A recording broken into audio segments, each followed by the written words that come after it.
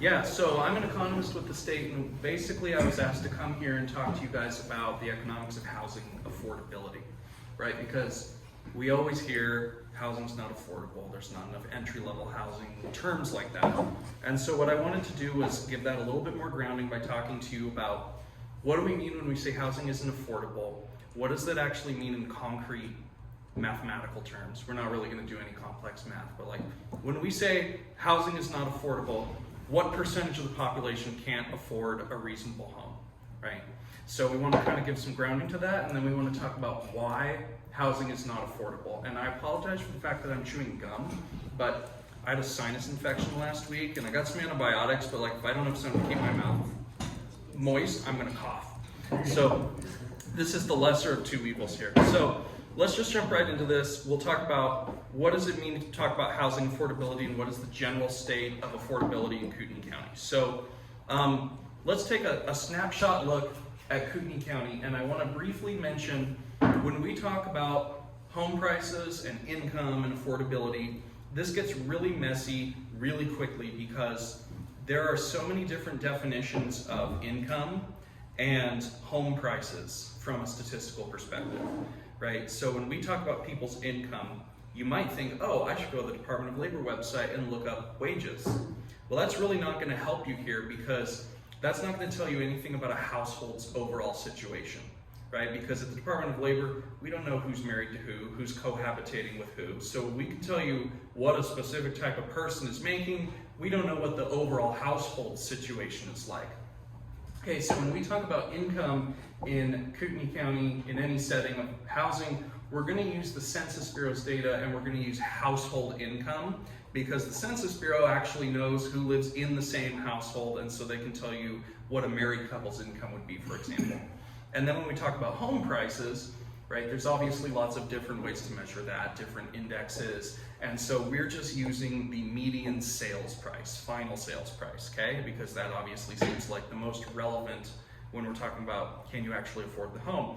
So here's the 10-year snapshot of housing in Kootenai County, okay? And what I want you to notice is that over the last 10 years, the population grew by 28%, and the housing units, the total number of units, so this is everything, duplexes, single family, multifamily, etc., grew by 22%, which means that we have fewer housing units per capita than we did a decade ago. And that's a trend that holds over time, not just here, but also in the United States. Okay, so right now, of 34 what we call developed countries, which is a term that maybe some people don't like, industrialized countries, America has the fourth fewest housing units per population.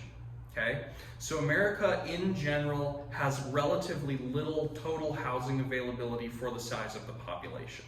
Okay, and that actually might surprise you because a lot of the countries we're comparing to are countries where maybe land is not as abundant as it is here. You think about countries like Switzerland or Austria, you might think they would have a harder time building. They actually have a lot more housing per capita than we do.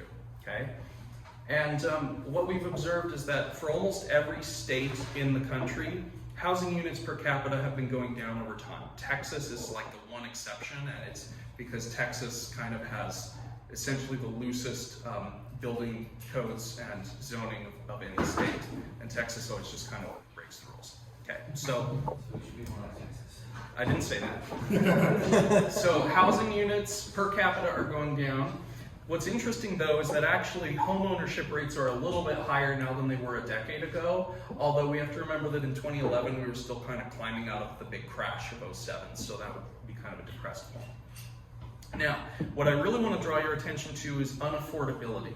Okay, so what does unaffordability mean in a formal sense? Okay, the government, Census Bureau, economic analysis agencies define housing as unaffordable if it costs more than 30% of the household's monthly income. Okay, so if over 30% goes to rent or your mortgage costs, your housing is considered unaffordable. Now, this does not include things like utilities. Okay, so this is just rent and or the cost of servicing your mortgage. And you can see especially renter unaffordability, is extremely high in Kootenai County. So we're talking about almost 2/3 of renting households in the county are spending more than 30% of their income on rent, which is obviously less than ideal. Now, this was already high, but it's gone up significantly. We've also had a significant increase in the unaffordability of ownership. So almost 1/3 of mortgages are soaking up over 1/3 of the monthly income. So we can kind of sense right off the bat that we do have some problem with housing affordability. So let's put this in a little more context. Now, historically, in the United States, there has been a fairly tight relationship between household income and the price of homes, okay?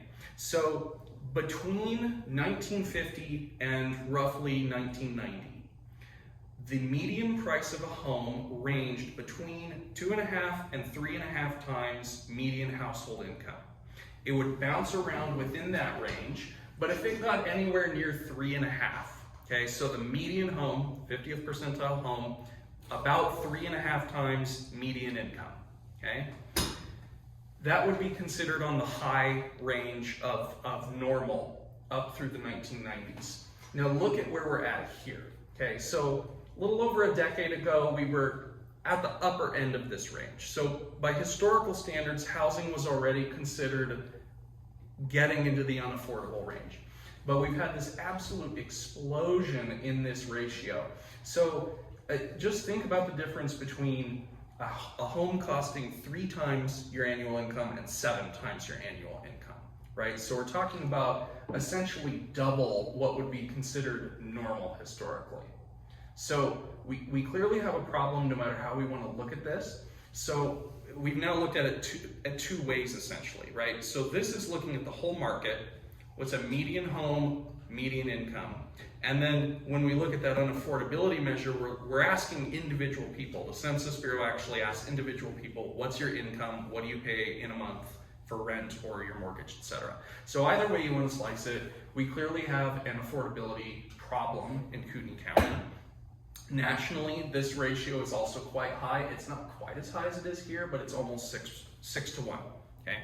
So nationally, a home is about 6 times median income. So clearly something has structurally happened that has essentially caused the housing market to diverge in a major way. So let's kind of flesh this out. What do incomes look like in Kootenai County? And they're actually lower than you probably think. So this is the income distribution in Kootenai County. So this is a cumulative probability distribution kind of. So essentially, this is the percentage of households that make at least this much. So for example, you track the 70 line over and it's a little over 100,000. So 70 percentile, we would say 70% of Kootenai County households earn maybe a little less than $100,000, okay? Median household income in Kootenai County is $67,593, very specific number. So that means that half of all households in the county earn less than that amount. Median income is always much lower than people think that it is. And I've actually seen studies where they survey people asking them to guess, what do you think the median income is in the US, in your community, etc. People always think it's much higher than it actually is. So we can take this and we can actually say, okay, what kind of home can people afford at these incomes? So what we do is we use that 30% rule and we say, okay, at a given income level, what kind of mortgage can you afford that will be 30% of your monthly income? What would be considered an affordable principal for you to take out? And we find that about 80% of Kootenai County's households could not afford a mortgage on a median priced home, okay? So if you were gonna put sort of housing affordability and give it a single number, that would probably be the number. A median priced home, so a home right in the middle, we're not talking about anything in luxury classes, a median home would be considered unaffordable for 80% of households in Kootenai County. Now what I wanna add to kind of extrapolate on this is it's probably a little worse than this for the following reason. Most households higher up the income ladder own homes right now. Okay, so think about what percentage of people who do not own a home can actually afford a median home. because the people that need to buy homes are going to be down here, right? And so actually, if you look at this, a household at median income, so at the 50th percentile mark, an affordable home for them would be about $250,000, which is a home that essentially doesn't exist in Kootenai County, right? If you tried to pull up listings for homes under 250, even very, no size constraints, you're going to turn up nothing, right? So we kind of unambiguously can say that entry housing or even just sort of mid-level housing is completely unaffordable for the average family in Kootenai County. Okay, and that's borne out pretty unambiguously by the math. So that hopefully gives you a little bit of context. When people say housing is unaffordable, what does that actually mean? And we can kind of put some hard numbers there, because everybody has a sense that housing is unaffordable, but we want to be more specific than just saying, well, it just feels like it's too expensive. Okay. So let's talk about why housing is unaffordable. So there's a few things going on here. Number one is we have just had an explosion in the cost of home construction. Okay, so these are the two major factor inputs. The blue line is showing you what we call the construction PPI, Producer Price Index. So it's essentially tracking the price of lumber, concrete, finishing products, aluminum, all the raw materials that go into a house. So you can see that the price exploded significantly after COVID due to all the supply chains that went offline, and that's when, like being able to build your wife a planter box was this major status flex because you could afford lumber. So the price of construction inputs is up almost 80% since 2010, and the price of construction labor, okay, so this is specifically construction wages, is up about 50%. Now, construction labor is specifically problematic for the following reason. 2007, we have a housing crash, okay? There's mass layoffs in construction. So around 2009, 2010, the unemployment rate for construction workers was above 30% still, okay? In those circumstances, it was very hard to convince young people to go into the trades, okay? So for obvious reasons, the United States missed out in large part on an entire generation of young tradesmen. We produced very few tradesmen throughout the 2010s. And in fact, you may not realize this, construction employment didn't recover until last year from the 2007 housing crash. As late as 2019, so on the verge of COVID, right? Construction employment in Idaho and nationally was still lower than it was before the big crash in 2007. So we essentially had an entire decade where we were not growing our capacity to build homes, right? Because we know that construction is a very labor-intensive industry. Without labor, it's also a very skilled labor-intensive industry. You can't just quickly ramp up. You can't just hire electricians, right? There's a lot of training that goes into it. So we essentially, kind of as a country, wasted a decade in terms of building up the skilled labor pool that we need to build lots of housing. Okay, so a big part of this story is essentially the fact that we had a lost decade from a construction standpoint. So as late as 2019, we still had fewer skilled construction workers in Idaho than we had back in 2007. This in a state that was growing very, very quickly.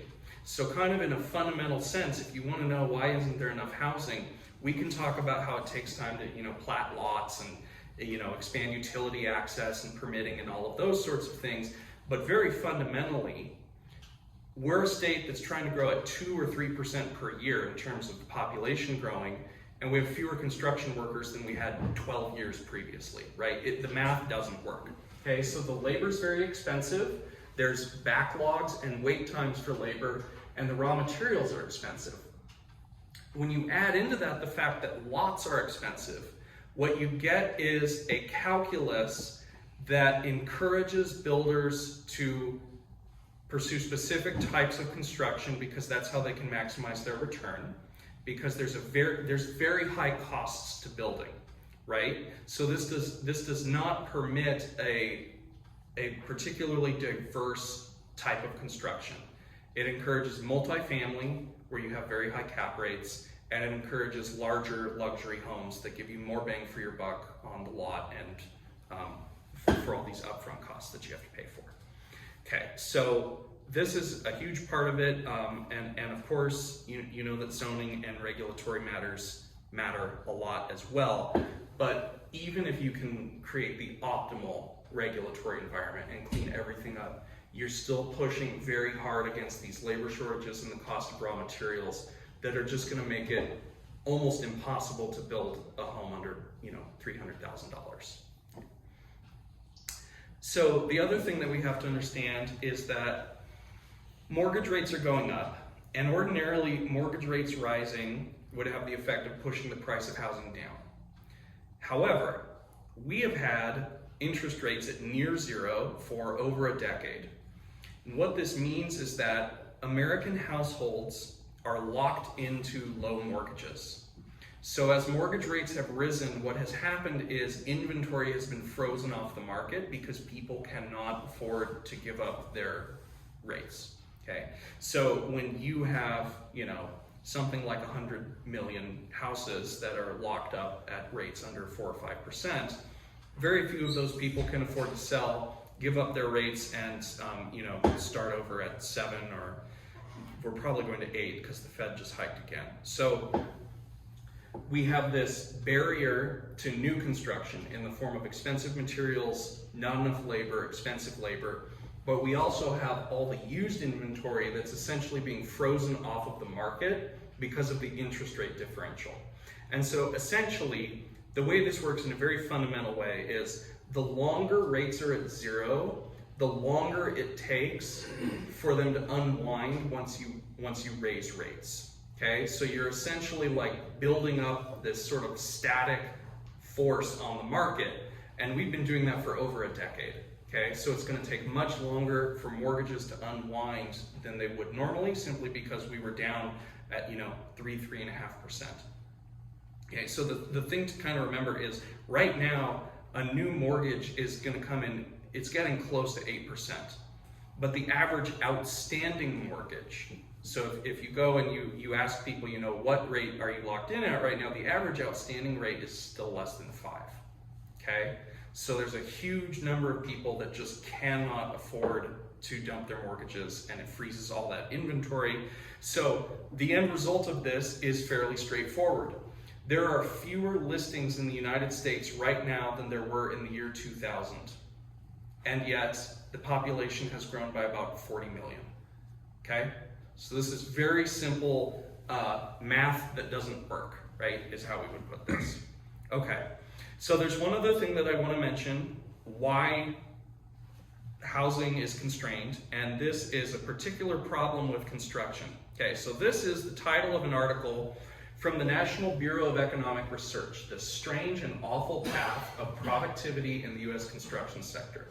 Okay, so this is because for a long time, we kind of noticed in our productivity data that construction productivity was actually going down over time when every other industry was going up. And it was always written off as we weren't measuring it right. Like, how do you measure productivity in construction? In a factory setting, it's super easy to measure, right? It's just like product per hour or whatever, or dollar per hour. But in construction, it's maybe a little more difficult. Tastes change, how are we actually measuring output? And the National Bureau of Economic Research did this study basically to try to figure that out. Were we mismeasuring, or is there actually something like cursed with US construction? So they chopped it up a bunch of different ways, like square footage of home built per worker per year. They came up with all these different metrics.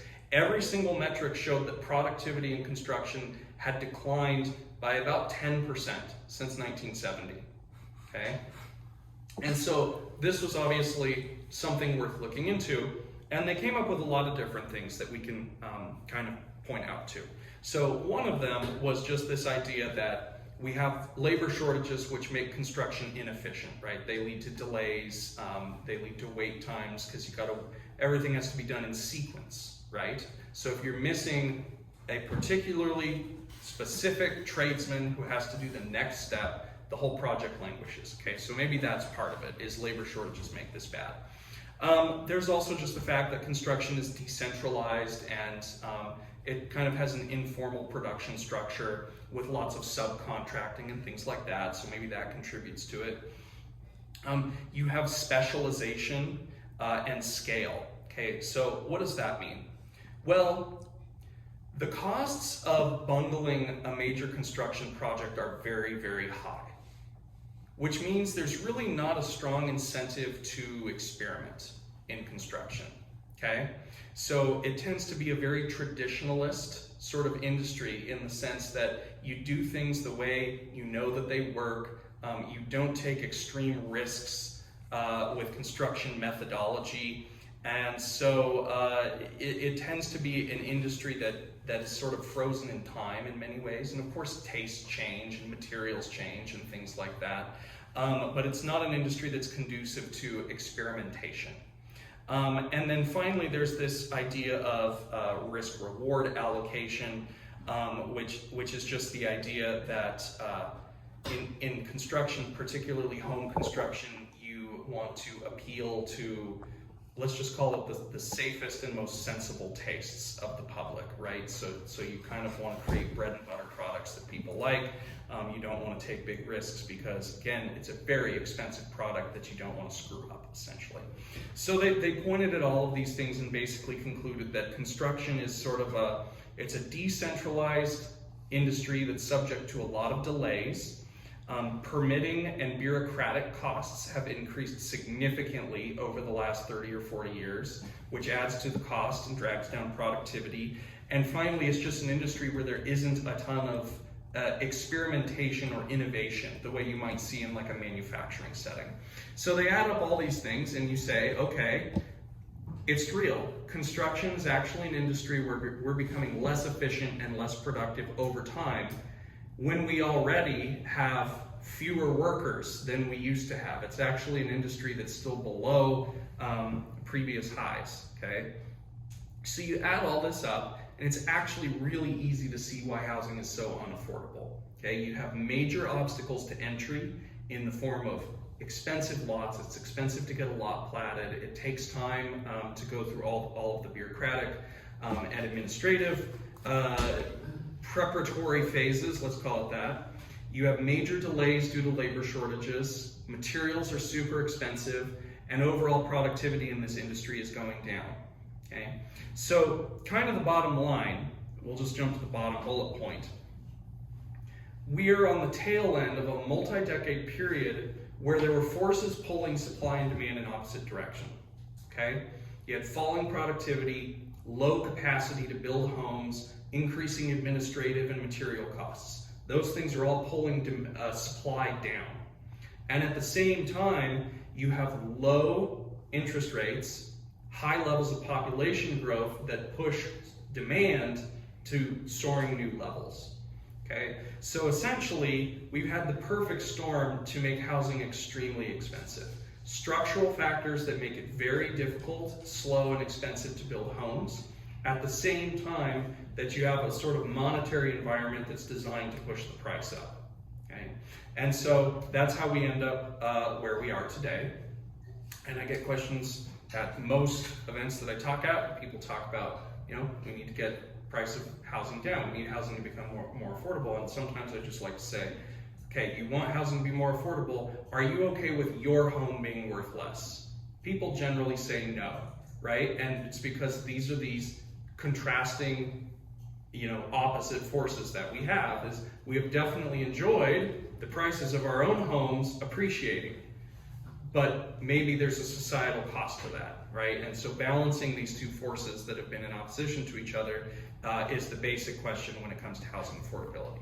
And maybe an understanding of what that means, because, you know, I bought my house at like 180, 190,000 however long ago, and I had a small house payment at a low interest rate. I'm in that demographic. Yeah.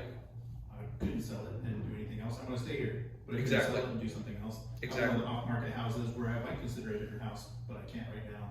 Yeah. So from that perspective, I just look at that, it's funny money. I mean, Yeah. you can say it's worth 500,000. You can tell me it's 450,000. It's not really worth that because I can't do anything with it. Sure. It's not real money. Sure, so your house is affordable to you, Yeah. but moving might not be, Right. right? So housing affordability is all relative to your entry point and your rate, right? Which is why these high rates are so important, because there's a lot of people where their home is affordable right now, as long as they don't move, right? I would probably count myself in Sure. that, because I've got a nice like 3.3. But to your point though, is if my house depreciated, my perspective on it is I would not be offended. Because Sure. it meant nothing. Whether it went up 100,000 or 200,000, it went back down 100 or 200,000, it was all monopoly money. Sure. Yeah. Is there like an element of density here that you get more scale in terms of building costs with higher density? Is that like another lever in this? Yeah, you get higher returns with more density in terms of cost of construction. Well, cost efficiency, and then Yes. you can theoretically lower the price to kind of offset that, to kind of complement that cost efficiency. Yes, higher density housing is going to be more efficient on a land, not just on a land basis, but in terms of cost of construction. And then the cost of that, well, anyway. Well, I was going to say, to speak to that point, I've spoken about this before when I first came to this group. I work in the housing industry, I see this every day. A lot of people ask, like, why don't we do bigger lots and all that stuff? And it's because I've worked for like KB Homes, I've worked for Fortune 500 builders before, and it's like, why would you waste your time on building these smaller houses where you're getting smaller returns? You could build 50 homes for $5 million, or you could build 5 homes at $1 million a piece. It's one of those things where the density just doesn't add up. And you either have to be absolutely flush with money like a KB or a Pac West or something like that, or you either have to be a guy who's just got a lot of money and doesn't care and is willing to throw out custom homes that are millions of dollars a piece. Yeah, well, and you probably also don't have the manpower. Oh, Right, you have to economize. Well, you're speaking my language, brother. Yeah, you have to economize because you can't build everything you want to. Yeah. So these constraints force prioritization, sometimes in a way that people don't like. I'm curious if there's a good historical analog for a situation where this has happened before, that we can sort of play out and see where it goes. I know that all these combinations are pretty unique. Not really, because so in the post-war era, construction as a share of total employment was high. America really didn't have a problem building things in the post-war era, and that's when the suburbs were really built out in a big way for the first time. There also were fewer regulatory concerns, and I'm not saying that that's good or bad, but America was a less regulated country. Makes things cheaper. Yeah. Well, usually when rates go up, prices go down. Yeah. It's like the economic principle, but because of this backlog of 10 years, Yes. the supply doesn't go up. Correct. Therefore, the price is not going to go down to offset Correct. to stabilize the mortgage, right? Yeah. So that's also like a Correct. kind of indirect. Yeah, the market is not responsive to mortgage rates right now the way it normally would, because everybody's frozen in place Right. at their existing rates. Because the supply is low. Correct. Yeah. That leads to the supply being low. Yeah. So like the gut uneducated naive feeling I have about this all the time is like, oh, it'll just be another 2008. Like it's coming, something's gonna drop the prices. And I feel like a lot of folks just have that in the back of their mind, emotionally. But like, is there any factual reason to believe that at all? Or is that just like, nope, not in the cards, like there's no reason to even expect that? So the mortgage market is not over levered the way it was in 2007. One thing that could lead to a drop in prices, which I do not think would be as bad as 2007, but it could get things moving, is right now nobody needs to sell their homes because unemployment is at essentially 0%. Unemployment in Idaho is at historic lows. So there's no pressure to sell your home due to joblessness. If we had a big recession, and I don't personally think that we're gonna have one, I don't see that as a major risk, but you never know, because this is actually unpredictable regardless of what people might try to pretend. Let's say we had a big recession and unemployment went up to 12%. a lot of people suddenly would have to sell their homes, and you could get a dump of inventory onto the market, okay? So remember, during COVID, they had that foreclosure moratorium, stop people from being foreclosed on. That stopped several million homes from coming to the market, okay? So we were that foreclosure moratorium away from, I don't know what the exact number is, we could probably Google this pretty easily. Let's just say 4 or 5 million homes being listed in 3 months, right? Because that's what happened when everybody got laid off. There were a lot of people that if they had not had those foreclosure protections and the stimulus packages, they probably would have had to sell their homes. There would have been a huge dump of homes onto the market. We'd probably be looking at, you know, prices 10, 15% lower than where they are now. I have a theory. So one of the things I haven't seen yet, and I want to get your 2 cents on, not just the United States or this area, but globally, there's this demographic of the boomers that are all going to be dying off within the next 10 to 20 years, which they are the largest of the populations that technically have the most wealth. Therefore, when you start compressing that back down, in a decade, this actually might reset itself. Just because of the number, if you had a remodeling business, I think you would probably make out like a bandit in a decade from now. But would that be something that could reset this organically? Yes. So the boomers own 60% of the wealth in the United States. Property, financial assets, and liquidity. So that has to go somewhere. Whether that's bequeathed as inheritances, whether they try to spend it all down, whether they sell their homes when they turn 75 or 80, it has to go somewhere. And the thing is that from an economic perspective, it actually doesn't matter how they get rid of it, because it's still being dumped on the market one way or another. So it's just kind of unequivocal math that actually a majority, 60% of all the wealth in the country is going to be transferred somehow in the coming decades, yes. And that will include a huge number of homes either being inherited, and then now demand is lower because millennials just inherited a bunch of houses, or they get sold and demand is satisfied because they're on the market. One way or another, a lot of houses will come to market, yes. So the solution, just sort of final. It sounds morbid, but truthfully, the solution, instead of trying to change policy and all these other kind of things, is wait. Or release a virus that tends to. Well, they already did that. They did that, it didn't work. Yeah. Well, would it really be enough to move the needle on this, or are we talking about maybe this is a 10% change with that transfer of wealth?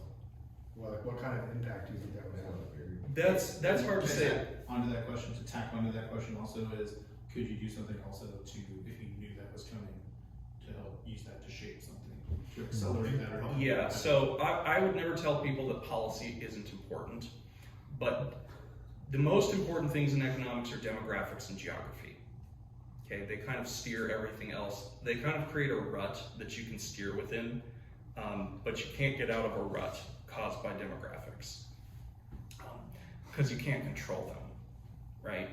If you want more 18-year-olds, you need to do something about that 18 years, 9 months ago, right? It's just kind of, it is what it is, okay? So the thing to remember about the boomers definitely have enough wealth and homes to move the needle, but it will move slowly because boomers are a 20-year wide demographic, right? It's not 65 million people within like a 5-year age range. They're very spread out. The youngest boomers are like just turning 60, okay? So we are talking about, it's not, with the boomers, it's not like a balloon that pops. It's like just letting the air out, and you walk away and you come back 15 years later and you're like, wow, that's really flat. So yes, it will move the needle. They definitely have enough assets, enough wealth to majorly shift the economic trajectory, but it's going to shift very slowly. So you might not even notice it. It's kind of like a glacier. You know, like they keep telling us that the glaciers are moving, which you can watch it and it doesn't look like it moves. but it leaves like a trail of rubble behind it. So that's how they know it's moving. Is there any, like, is the Kootenai County age demographic similar to the rest of the country, or is there like some unique aspect of Kootenai County with retirees moving here? Ours is actually pretty standard. We're a little lighter on millennials, just because we don't have a university. So communities, states that have a less robust university system are a little lighter on millennials because a certain portion gets skimmed off the top to go to another state to go to school, and then some of them will stay there. But apart from that, ours is pretty standard. There are some parts of Idaho, like Sandpoint, that are just massively boomer heavy, where they're very imbalanced, but Kootenai County is pretty standard. You think like I do. Very balanced. Yeah, I just have a question about like sort of the distribution of assets when you say that boomers own like 60% of the wealth. yeah. In my mind, there's a difference between real estate, which will be inherited, and potentially stocks, less tangible assets that in part derive their value from all this boomer demand, I would say, to be in these like 401ks and such things. So, like, what percentage of their wealth is actually like a real asset that is inherited? That's a good question. I don't know the answer off the top of my head. I can find it for you, but I don't know. Or I guess what percentage of homes are actually owned by boomers is probably an easier way to ask that. That's a good question. I'm not sure. And again, the question is count of homes versus homes by value. I would guess that they own a significantly higher share of the value of homes than just the count, because the average boomer probably owns a significantly more expensive home than younger generations. What about solving this from the other direction? Rather than having prices of houses go down, have median incomes go up? We tried that last year and you got inflation. There's no way to significantly raise the overall income level without creating an inflationary spiral. When we tried it, in what sense? Oh, the Federal Reserve explicitly said, we're gonna let it run hot because we think it'll drive wages up. Gotcha, yeah. That was actually, they didn't say it in those words, but they talked about how letting the labor market, run at a tight level, and they thought that it would drive wages up and have some nice societal effects. And it did drive wages up. Wages rose by 6% last year, which was like the fastest in decades, but you also had 8% inflation. But that's like CPI, right? And that doesn't include the cost of homes. Is there a way to so if we okay, so you probably don't actually want to know this because it's a little more technical than anybody actually cares about. When the Fed talks about inflation, they do not mean CPI. Oh. They mean the implicit GDP deflator, which is a different measure of inflation that does include homes. And does it include energy and like health? It does. Okay. Yes, the CPI is the headline number of inflation, and core CPI doesn't include food and energy. And that's what most people think of when they think of inflation. The Fed actually targets a totally different inflation number that includes everything. So that better number, what was it called again? The implicit GDP price deflator. So the implicit GDP price deflator, it went up faster than wages. Yes, yeah, and it includes everything. It's got food and energy and all that good stuff in it. Maybe. But it seems like what they were trying to do is sort of economic magic with interest rates to like boost inflation or wages rising. Like, is there anything in terms of local policy or local industry where like actual productivity, like actual GDP could go up, rather than this external Fed approach? Like bringing in wealth generating industries. Right, exactly. Yeah, but if you increase the productivity going up should raise wages. Yeah. Or hiring jobs, for example. Or changing the industry mix, yes. Yeah. So Yes. high tech usually starts, just making up numbers, but like 85,000 versus starting off at a lower wage at 45,000. Yes, but the one thing you have to be careful about is that, in a mathematical sense, if you brought Microsoft corporate headquarters to Kootenai County, the median income would rise significantly. But those jobs are going to be filled by existing Microsoft corporate employees. they're mostly not going to be filled. People are not, indigenous Kootenai County residents are not going to be filling those jobs. So there's a difference between raising the wages of people and raising the accounting, like the accountant's definition of the median wage. Yeah. So taking that into account, a potential solution for that is to create industry endemic to the area with a feeder for it, say STEM schools or something in the technology, mechanical engineering, all those types of higher wage jobs. So instead of Microsoft coming here and taking the people with it, you're building it organically, locally, and therefore it should offset that. Absolutely, yeah. But Then we should just go to that. let's say we do We that. strongly encourage business formation and innovation of all sorts. Okay, but let's say we do that, you know, and that, so the median wage goes up, but the supply is still going to be low, and now there's just more people Purchasing power. with more purchasing power going after those houses. So it seems like you would have to increase the productivity of construction workers and the number of construction workers in the county at the same time to keep up with the demand, or else that still wouldn't work, right? That's what I was wondering, is like San Francisco is not known for its affordable housing either. You know, and that's sort of the nexus. So Yeah. San Francisco, though, That is a they have whole a variety of neuroses.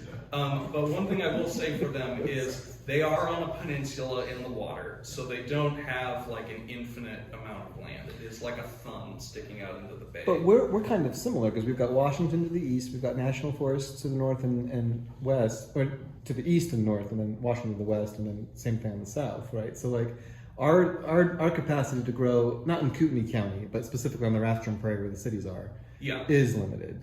Yeah. To some degree. Yeah. And so like you still would need to bring in more construction, right? Like if you had if you had a feeder for tech jobs and you increase the median income for indigenous people, that would just inflate the cost of housing unless we significantly increase the supply of housing to be more normalized to the historic range. Yeah, and you can't fundamentally radically boost the supply of housing given the constraints on construction labor. Not even through 3D printing or AI stuff. That you're getting into that whole other ball of wax of the lack of innovation to those topics. By taking some of those innovations. Yeah, I mean, like, speaking of somebody who has to deal with it every day, ain't nobody looking to innovate right now. Everybody's looking to buckle down and get every cent that they can milk out of it for what they can do with police fund effort. So there's the disruptor. If you can somehow, and this, and I know it's very oversimplified, but affect the regulatory policies so that you can do things like that are cheaper using robotics instead of, human labor. And some of the things that they've already been doing with, 3D printing concrete houses in third world countries, things of that nature. Theoretically, you could do that, but that's a lot of policy and regulation you have to go through to make that. And you'd have to talk to a structural engineer about like what those are, because I'm not the guy to talk to about that, but From like a maybe pseudo policy perspective, I know that a lot of people come here from Orange County.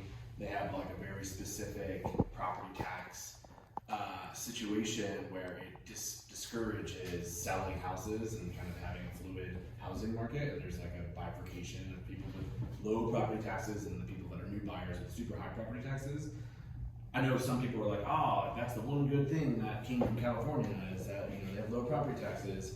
But introducing something like that here, which I think there may be somewhat of a movement for, would actually exacerbate the problem, right? Because it would lock in more housing with low interest rates and stuff like that. I'm not sure. I'm not a tax guy. Okay. We have a taxatory economist at DFM. You could ask him. But yeah. Yeah. But if it did, like, if people did not want to sell because if they sold, then they would also release their preferential treatment from a property tax perspective. That another thing in addition to low interest rates that would preclude them from wanting to sell, right? I mean, that's what I was thinking. Because that's the canonical explanation of some of the California house price issues. Is that the low interest rate environment we had here for 10 years might be doing an analogous thing, where it's not a tax rate, it's an interest payment, but the effect on the consumer is the same. Yeah, but it's still less. Yeah, exactly. Is there any incentivization related policy for what Doc was describing as far as if you brought something in, I don't want to say indigenous as a Native American, but indigenous to an area, bringing in an industry that would generate jobs? Is there policy related to incentivizing that kind of The Commerce Department has business formation grants and tools. I don't know the specifics, but they do have like business formation reps who can Not related to Department of Labor. correct. Yeah. Do you foresee any relief coming on the costs for construction inputs? Well, that graph showed construction materials going crazy, and I assume a lot of that was because of the shipping shutdowns and Yeah. during COVID. But it hasn't really come down since then. Do you think it will come back down? Maybe a little bit, but mostly prices don't go down. They just stabilize at whatever the new high level is. Well, and I can speak to that because again,